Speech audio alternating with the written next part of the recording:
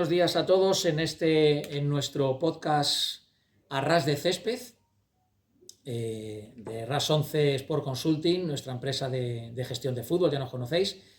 Y hoy tenemos un invitado privilegiado. Para nosotros es una satisfacción muy grande. Nos encontramos ni más ni menos que con Mario Rivera, que así para empezar, hasta hace un mes, Sí. más o menos, era el seleccionador de Brunei.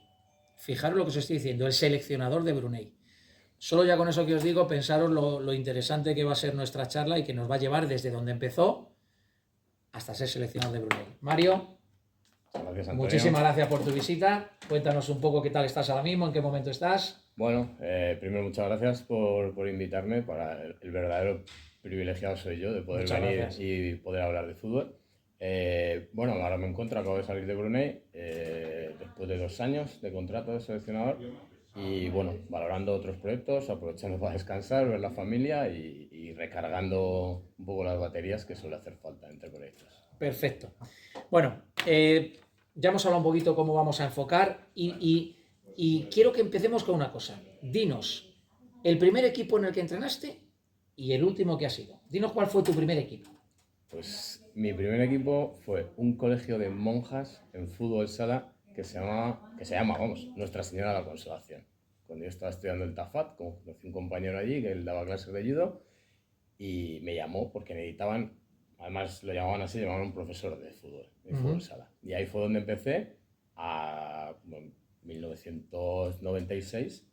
Suena un poco mayor esto, pero hasta el día de hoy, hace un mes, que estaba seleccionador de Brunei. Pues el objetivo de nuestra charla, señores, es cómo se puede llegar de entrenar fútbol sala en un colegio de monjas a seleccionador de Brunei. Fíjate qué camino y qué...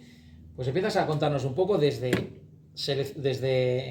entrenador de fútbol sala. Empieza a avanzar un poquito, te escuchamos muy atentamente. Bueno, así un poco breve, yo hago 2 años en fútbol sala allí, pasado eso me voy a entrenar a la Escuela de Fútbol del Barrio del Pilar con Paco Díez, nuestro actual presidente de director deportivo. A partir de ahí me voy a Las Rozas, él se va a Las Rozas, me llama, hago varios años en Las Rozas, luego cantera del Leganés en la que estoy 7 años, entrando en el Alevín A, que era el equipo más pequeño de Las Rozas, hasta el División de Honor y a partir de ahí me paso al fútbol, digamos, amateur y semiprofesional y profesional. Betis San Isidro, Llévenes, Villalba, o sea, equipos muy humildes, muy de tercera, muy tal. Y bueno, y luego ya me pongo a desarrollar otras facetas. Hago formaciones, me pongo de analista en el Atlético de Madrid en el C, también en Leioa, en Segunda B, antes de que se reestructurasen las categorías. Y después de esto es cuando ya doy el salto a irme fuera, que es a la selección de Brunei Sub-21, luego 3 veces en India en el mismo club y después de India, pues otra vez a Brunei para la selección absoluta. Así. En 2 minutos nos hemos recorrido 25 años de fútbol. ¡Qué maravilla! Yo creo que siempre en las carreras de una persona, siempre hay un punto de inflexión, siempre hay un momento que la vida te cambia, porque conoces a una persona, porque caes en un sitio. ¿Cuál es el punto de inflexión de Mario Rivera? Yo diría que para mí hubo 2. Uno fue cuando salgo de la cantera del Leganés y me voy a entrenar a Preferente en Madrid y de verdad me voy a entrenar personas. Y me di cuenta de que esto no va de táctica y no va tal o no va solo de eso, sino que va muy de personas. Luego me acordé mucho de lo que me decía Tocho, que era el director de categorías inferiores del Lega, y él me decía, Mario, tú de táctica, entrenamientos, metodología y tal, dice, lo sabes todo.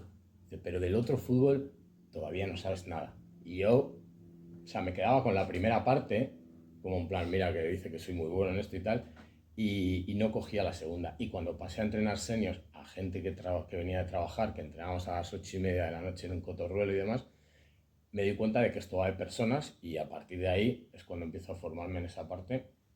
Y creo que ese punto es el que me hace de verdad ser un buen entrenador. A partir de ahí, cuando mejoro ese aspecto.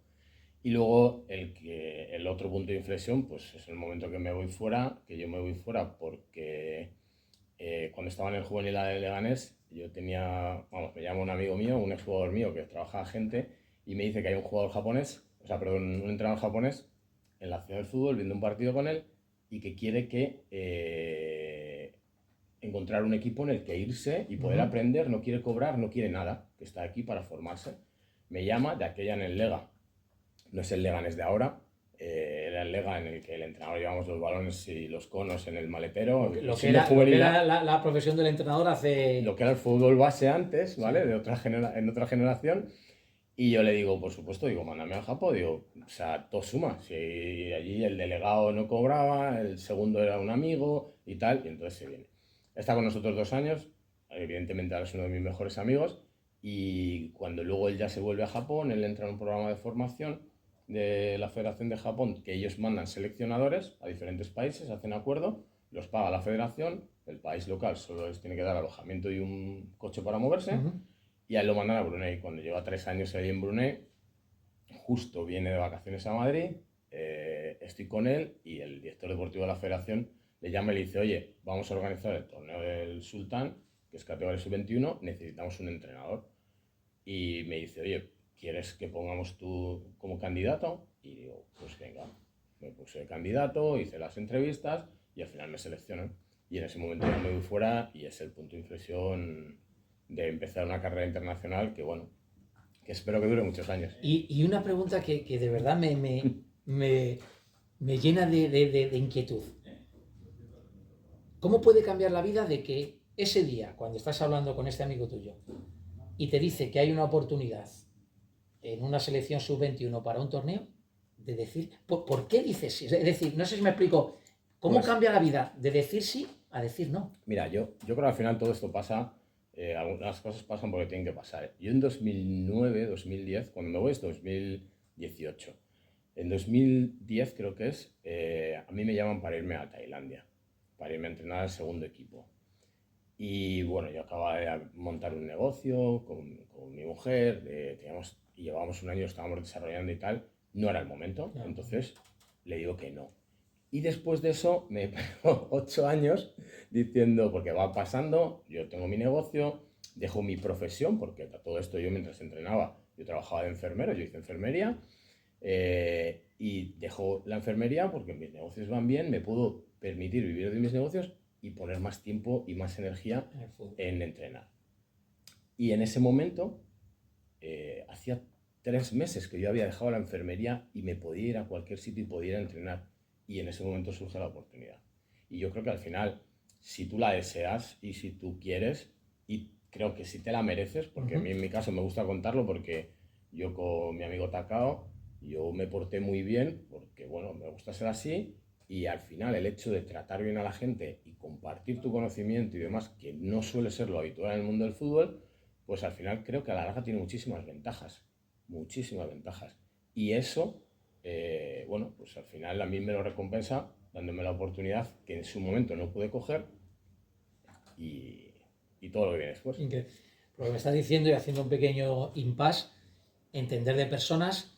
Yo sabes que me dedico al mundo del coaching, en el fondo eso es un poco la esencia del coaching, es decir, con lo cual entiendo que recomiendas a los entrenadores que sí, que de fútbol es verdad, tú lo has dicho, de táctica más o menos sabemos todos igual, de técnica, pero yo entiendo que crees que donde realmente un entrenador marca la diferencia es en esa capacidad de gestión de personas, de grupos, entiendo que va por ahí, ¿no? Totalmente, totalmente. Y aparte, aquí ha habido muchas críticas y yo en su día lo hacía, que si este entrenador es un alineador, que si esto, que si tal.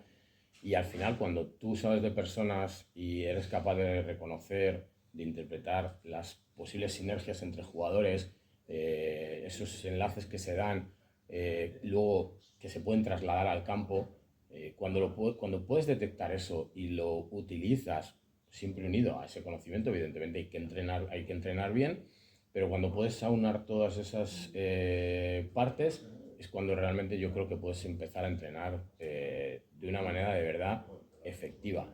Y te das cuenta sobre todo cuando llegas a un país y te pones a entrenar a 25 jugadores que hablan un idioma completamente diferente, o como pasa en India, que lo hemos hablado muchas veces con otros entrenadores, tú vas a India y en India hay 27 idiomas, no se entienden ni entre ellos los jugadores. Entonces al final no es tan importante el hablar y las charlas y todos los días ese entrenador, que yo lo fui, que sales y antes de salir y tal explicas y el entrenamiento y hay que hacer esto y tal y media hora ahí, tal, que no. O sea, te das cuenta con el tiempo, te das cuenta que no.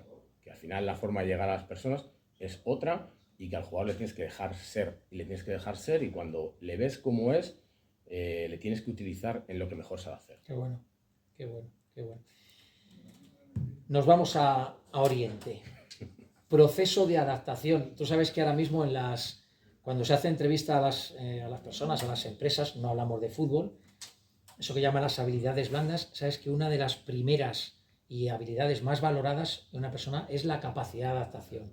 Cuando sales de tu entorno, cuando sales de esos sitios en los que estás bien, ¿cuál es tu proceso de adaptación cuando cambias costumbres, comida, personas, vida, por una vida totalmente distinta? Pues mira, al principio lo quieres cambiar todo y luego te das cuenta de que no tienes que cambiar todo lo que hay allí, que el que tienes que cambiar eres tú, o sea que al final el que te tienes que adaptar eres tú. Eso, perdona, es un poco como cuando los entrenadores llegan a los equipos y dicen, no, tienen que jugar como yo digo. Y dices, no, voy a jugar como son los jugadores que tengo. Exacto. Sería un paralelo, ¿no? Exacto, tal cual. Y te lo voy a contar en una anécdota muy breve y muy buena que te da el reflejo. Nosotros llegamos en East Bengal y, bueno, lleva preparador físico, un crack y muy altos conocimientos en nutrición, todo en el segundo, y te das cuenta cuando nos concentramos que comen arroz en el desayuno, en la comida y en la cena.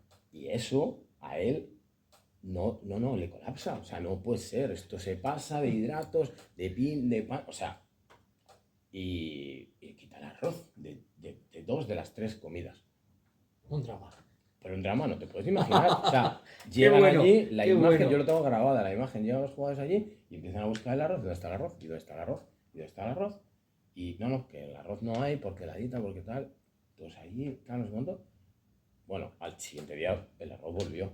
Llegamos, o sea, hicimos un medio acuerdo con los jugadores que había que reducirlo, de tal, de no sé cuánto, pero que si no, vamos, o sea, es que estábamos fuera del lugar completamente. O sea, que los que teníais que adaptaros era vosotros, no ellos. Ellos hacen su esfuerzo, pero realmente el proceso de adaptación total fuerte es el vuestro. Cuando llegas allí, objetivos, cuando te contratan a ti, ¿qué objetivo es el objetivo que quieren de Mario Rivera como seleccionador? ¿Qué buscan? A ver, ellos, yo llego allí en finales de agosto, ¿vale? Y en octubre tenemos finales de octubre y primera semana de noviembre hay una eliminatoria que es para clasificarte para la Mitsubishi Cup, ¿vale? Que es el torneo del subcontinente, del sudeste asiático, para el cual Brunei solo se había clasificado una vez, la primera edición, porque lo jugaron todos. Pero a partir de la segunda edición, que había sido 26 años antes, siempre había rondas eliminatorias, a veces entre 3, a veces 2, a veces 4, y Brunei nunca había pasado. Entonces, el objetivo era ganar esa eliminatoria. Y para eso llegamos el 1 de septiembre, tenemos una ventana FIFA, que hay 2 amistosos. En estos 2 amistosos, la verdad, bueno, tenemos suerte porque llegamos allí y nos está jugando la liga. Entonces solo hay copa, la copa acaba, tenemos un poco de días para preparar el equipo, pero estamos hablando de 10 días de preparar el equipo en el cual necesitas conocer a los jugadores, hacer la selección, etcétera, etcétera. Y bueno, pues jugamos esos 2 partidos y luego vamos a esta eliminatoria para clasificarnos y afortunadamente ganamos a Timor-Leste y nos clasificamos y bueno, pues llegas allí cuando te das cuenta, que te das cuenta posterior y tal, que llegas y en 3 meses ya has hecho historia. O sea, has marcado historia y te das cuenta que has conseguido un hito que no se había conseguido. Que no se había conseguido. Y te empiezas a dar cuenta de a hacerlo real cuando acabas y ves a gente de tu staff llorando. ¿Sabes? Dices, hostias, ¿qué ha pasado aquí? Y tú por dentro estás diciendo, joder, hemos ganado esta eliminatoria, este equipo era ganable, ¿vale? Ganable y tal. Pero te das cuenta ahí, ¿sabes? Y dices, hostias, es que estamos en un punto que hay mucho por hacer, hay mucho por hacer. Y bueno, ese era el primer objetivo y el único que se había puesto, y a partir de ahí es un replantear. Y ahí luego te encuentras una situación también a veces cómica, porque ya te empiezas a encontrar, la gente te para por la calle y te empieza a preguntar que si tenemos opciones de ganar el campeonato y te dices tú, vamos a ver, si nos hemos clasificado por primera vez en 26 años, ¿y cómo vamos a ganar esto? No, es un poco porque no tienen ese atisbo de realidad de en qué punto está, o en qué nivel está el fútbol en ¿Y qué lugar ocupa el fútbol en Brunei? Es como extrapolándolo, pero esa pasión que hay en España o que hay en... ¿Qué lugar Sí, ocupa? sí tienen pasión, pero porque es un país muy particular, es una cultura muy particular, no hay mucho ocio, ¿vale? No hay prácticamente ocio, entonces cualquier evento que hay, Ujú. ellos van. Y el fútbol les gusta, y todos más o menos lo practican, lo siguen la Premier, todos son fan de la Premier, tú ves el móvil de cualquiera, ellos tienen la funda del Liverpool, del otro, de tal, o sea, eh, les gusta el fútbol, y les gusta ir a verlo, y les gusta que su selección gane. No son muy apasionados en el sentido de que no te van allí con pancarta y tal, pero van a los partidos y va bastante gente y los siguen y les gusta. Qué bueno.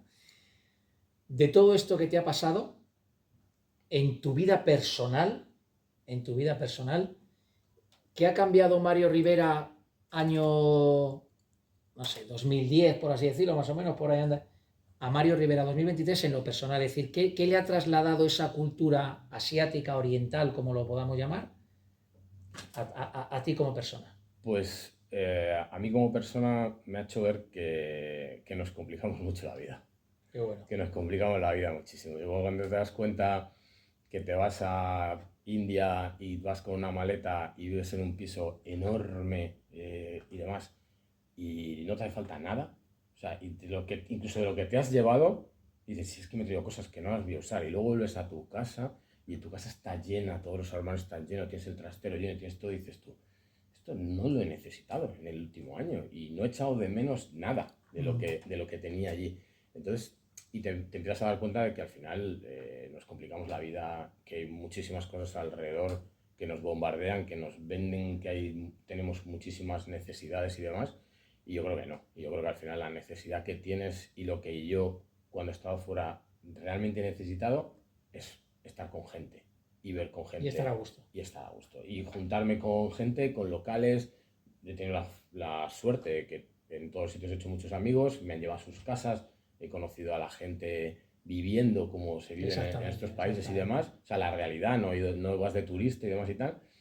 Y entonces te das cuenta de que realmente, y sobre todo en Asia, y especialmente en el sudeste asiático, toda esta parte de imagen y demás les da igual. Que el mejor restaurante que puedas ir en Bandar, en la capital de Brunei, tiene las sillas de plástico y las mesas de plástico, las típicas que están aquí en la terraza de la piscina. Sí. No hay aquí bombillitas de estar de no sé qué y lo otro y tal. No, no, no. O sea, da igual. Lo que importa es tú vas a ese sitio y se come bien y te tratan bien y ya está. No les importa otra cosa.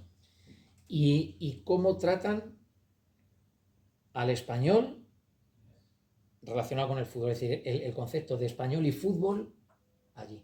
¿En qué estatus te sitúan? Ellos te tienen en un estatus altísimo, ¿vale? Te tienen un estatus altísimo en cuanto a conocimientos y demás.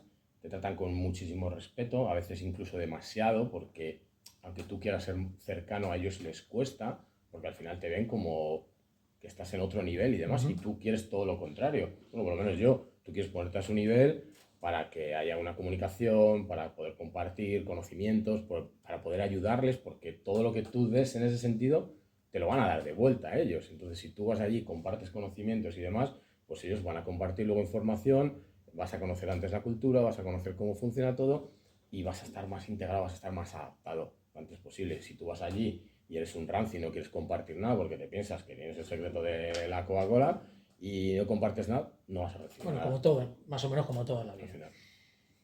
Mario Rivera, ¿qué legado ha dejado? Porque ya no, creo que, bueno, ya nos has confirmado que ya no estás de Ya lo sé. seleccionador. ¿Qué legado queda de Mario Rivera en Brunei? En Brunei, en el mundo del fútbol, en selección. Pues te lo dividía en dos partes. Una sería, digamos, parte de staff, incluyendo gente de la federación, y luego jugadores.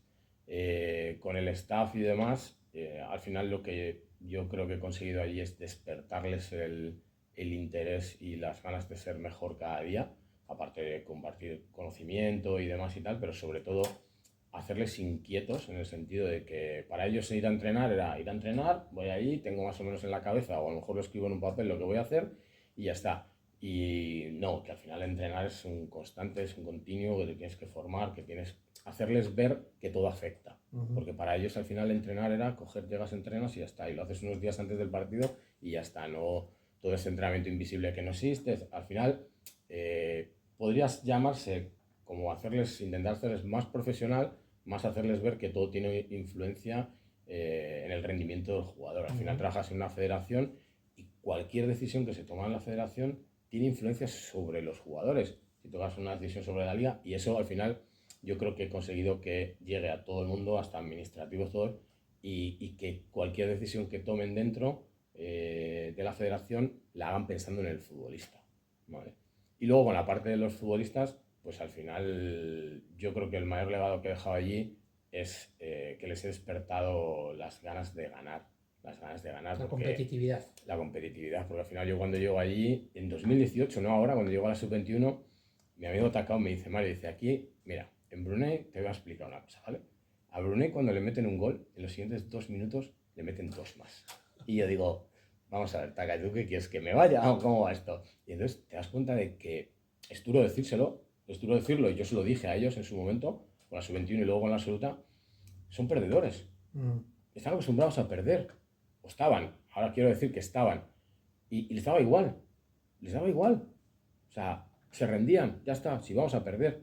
Y yo me acuerdo cuando les intento convencer, que al final lo consigo, de que vamos a ir a presionar alto, porque si defendemos en bloque bajo, son 70-80 metros, y no tenemos la calidad para hacer llevar el balón 70-80 metros, digo, tenemos que robar. Si es a 10 de la portería, mejor que a 20. Y me cuesta mucho convencerles. Porque no, porque ellos tienen miedo, porque ellos no quieren estar cerca de la portería y su objetivo es perder por lo menos posible. Perder por lo menos posible. Entonces, ese cambio de mentalidad se ha logrado. Ellos ahora quieren ganar, quieren ser más competitivos. Lo han trasladado también a su vida en el sentido de que se cuidan más. Se han hecho más futbolistas. Se han hecho más futbolistas. Han entendido más el ser futbolista profesional. El ser futbolista, digamos, todo. Integral. En 24 horas. Correcto. Y te quería preguntar una curiosidad. A nivel de idiomas, yo no sé qué idioma se habla en... Allí se habla malé, que es el idioma malayo, ¿vale? ¿Has avanzado algo en ese...? Lo justo para entrenar. O sea, yo al final cuando llego allí, los colores, izquierda, derecha, una más, ¿sabes? Para decir unas cuantas cosas, pues al final las palabras que necesitas para, digamos, dirigir la tarea. Aunque yo allí con la selección, como todos hablan el idioma local, lo que nosotros hacíamos era explicar la tarea a todos los entrenadores locales. Quedamos 1 hora y media antes para explicarles cuáles son los objetivos de cada ejercicio, cómo tienen que explicarlo. Incluso al principio los ponía frente a mí para que lo explicasen y demás y tal. Y luego ya eran ellos los que dirigían la tarea, porque el jugador al final se sentía mucho más cómodo, y algunos no hablaban nada de inglés. Entonces se sentía mucho más cómodo con un entrenador local explicándoles la tarea y demás y tal. Sí. Que luego yo en la tarea intervenía, bueno, a veces sí, a veces, pero lo justo para cuando de verdad lo necesitas, ¿vale? Pero al final creas un ambiente en el que el futbolista se siente cómodo. Más dinámico también, no tienes que andar con pausas. Ellos aprenden qué es lo que tienen que decir para que mediante ese descubrimiento guiado encuentren la solución al ejercicio y demás, y ellos se lo dicen en su idioma y ves que fluye, porque si al final si tú se lo tienes que decir, lo tienes que traducir tú al inglés, luego él lo recibe en inglés, lo tiene que traducir y demás y tal, ya se ha pasado el momento de decirles. ¿Estás en un proyecto o tienes una idea de proyecto ahora de seguir es Oriente, ¿cómo has dicho? Es Oriente, el sur de Oriente, ¿no? Sí, es o el sur de Asia. El sudeste asiático. Exactamente. ¿Tienes intención de seguir? Yo te diría una cosa, o te preguntaría una cosa.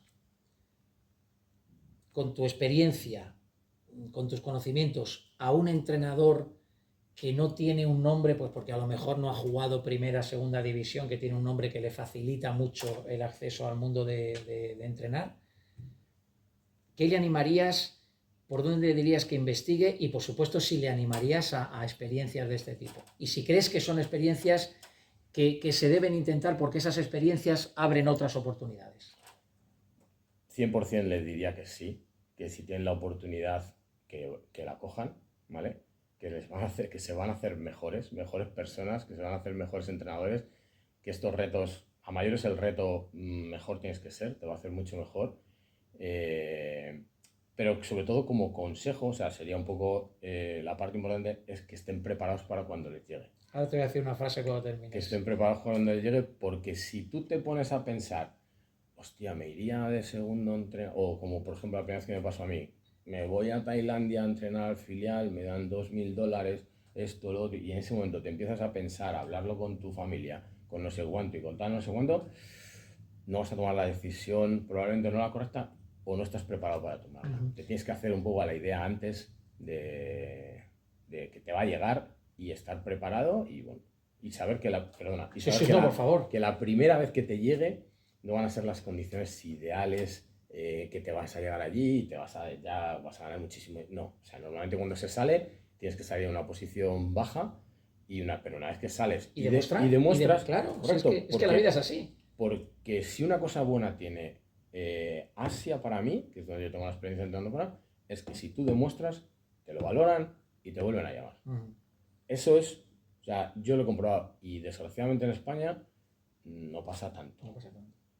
Te iba a decir una frase, espero decirla bien, también una frase de estos proverbios orientales que dice: prefiero estar preparado y no tener oportunidades que no estar preparado y tener oportunidades. Correcto. Es decir, que te llegue una oportunidad y digas, ahí va, no puedo ir porque tenía que haber a lo mejor aprendido no sé qué, hay que prepararse, hay que formarse.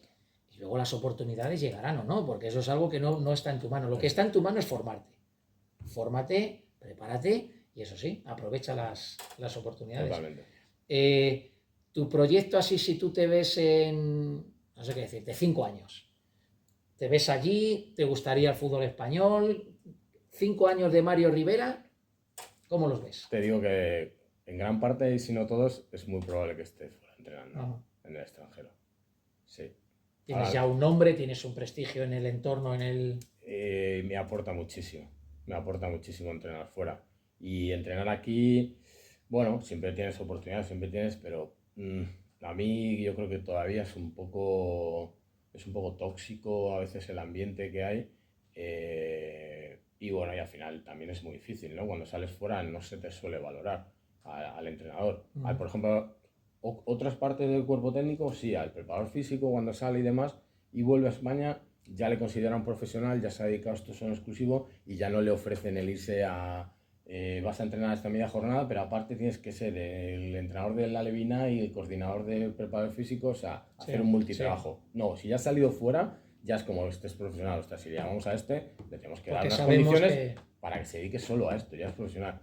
Pero, por ejemplo, el entrenador que sale fuera, cuando tú vuelves, a veces te da un director deportivo y te dice, oye, mira, tengo este equipo para segunda red, para primera red, para tal, no sé qué, me han pasado tu nombre, me han hablado muy bien de ti, no sé cuánto y tal.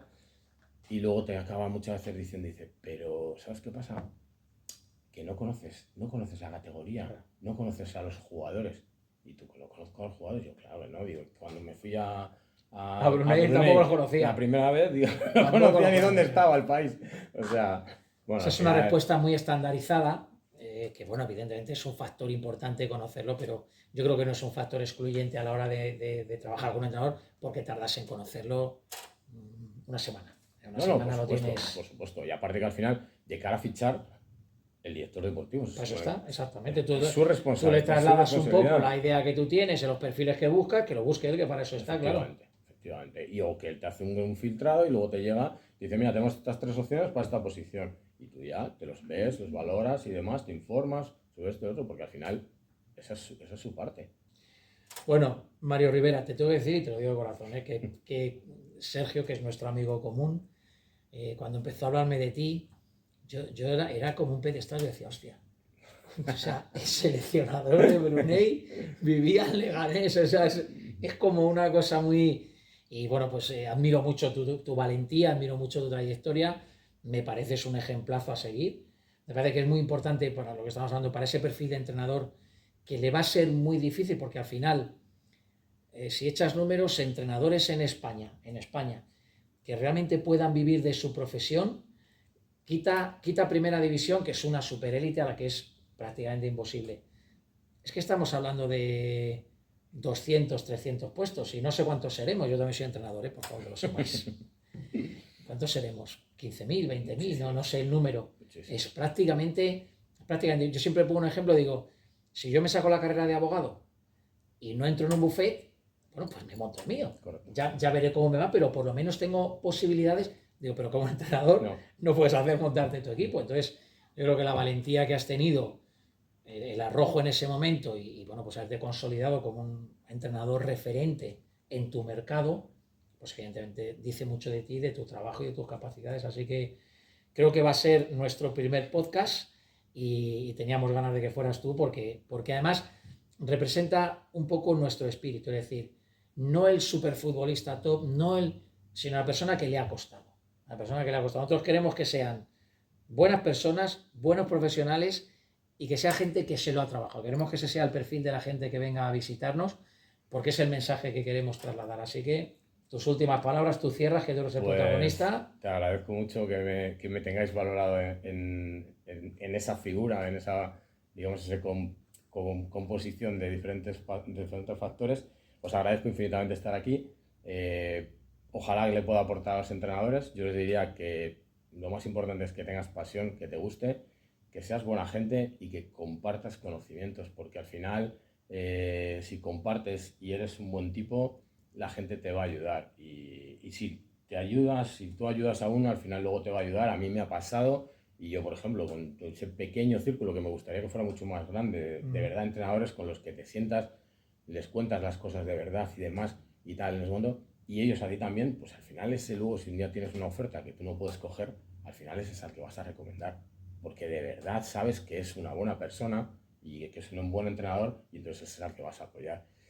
Y yo creo que yo soy muy de los de que todo lo que haces al final te vuelve, y creo que así al final, si te comportas como un cretino, que decía mucho un profesor mío, te tratarán como un cretino. El fútbol te tratará como un cretino, efectivamente. Mario, muchísimas gracias. Mil gracias, de verdad, deseando ponerlo ya para que lo comparta todo el mundo y para que aprenda de ti. Muchas gracias a ti, a Sergio, por supuesto, y os deseo que por cierto, que sepas que Sergio me puso ahí un mensaje, está fuera, digo, Mario, tiene sus obligaciones, no sabemos hasta cuándo va a estar, le hemos cogido aquí. Así que Sergio, lo sentimos, estarás presente en el próximo. Por supuesto. Muchas gracias, Mario. Muchas gracias a ti, Antonio, un placer.